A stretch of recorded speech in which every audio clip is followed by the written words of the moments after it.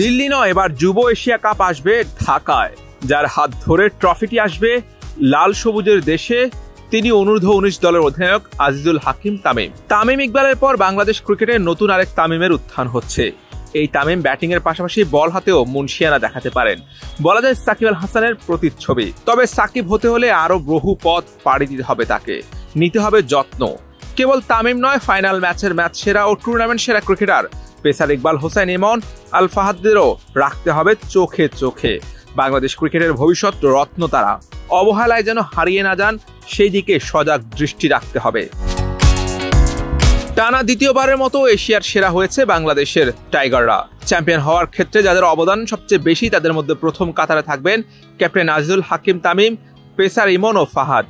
13 wicket শিকার করে টুর্নামেন্টের সর্বোচ্চ উইকেট শিকারী ইকবাল হোসেন ইমন। 12 উইকেট নিয়ে ইমনের পরের অবস্থান ফাহাদের। টুর্নামেন্টের সর্বোচ্চ রান সংগ্রাহকের তালিকায় তামিমের অবস্থান দ্বিতীয়। একটি শতক ও দুটি অর্ধশতকে 5 ম্যাচে করেছেন 240 রান। পাশাপাশি বল হাতে শিকার করেছেন 4 উইকেট। শিরোপা জয়ে দলকে নেতৃত্ব দিয়েছেন সামনে থেকে। ক্যারিবিয়ান ধারাভাষ্যকার ইয়ান বিশপ মনে করেন, বেশ ভালো রকমের বোলিং প্রতিভা রয়েছে। ইমন এবং ফাহাদ বেশ প্রমিজিং পেসার। বাংলাদেশের এমন বহু প্রতিভাবান প্রমিজিং ক্রিকেটাররাও হারিয়ে যান সময়ের স্রোতে। বয়স ভিত্তিক দলে দারুণ পারফর্ম করলেও জাতীয় দলে এসে খেই হারিয়ে ফেলেন, কিংবা জাতীয় দলে সুযোগ পাওয়ার আগেই তারা হয়ে যান ধ্রুব তারা। এতে যেমন ক্রিকেটারদের নিজেদের দোষ রয়েছে, তেমনি বিসিবিরও অবহেলা আছে। ঠিকমতো যত্ন করতে হবে এই রত্নদের, তবেই না তৈরি হবে ভবিষ্যতের সাকিব মুশফিক রিয়াদ।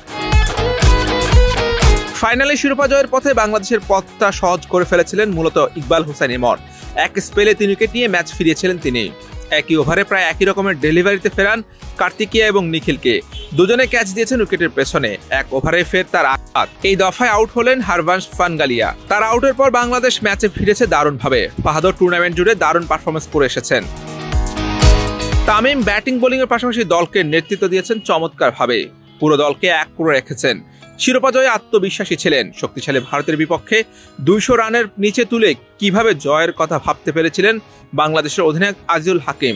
শিরোপা জয়ের পর পুরস্কারের মঞ্চে তিনি বলেন, তার আত্মবিশ্বাস ছিল বাংলাদেশ জিতবে। বোলারদের উপর আত্মবিশ্বাস ছিল আজিজুল হাকিমের। ম্যাচ শেষে বাংলাদেশ অনূর্ধ্ব-19 দলের অধিনায়ক হাকিম বলেন, খুব ভালো লাগছে, আল্লাহকে ধন্যবাদ, আমরা সবাই খুশি। অল্প রানে আটকে গেলেও আত্মবিশ্বাসী ছিলাম। আমি জানতাম আমার বোলাররা কি করতে পারে।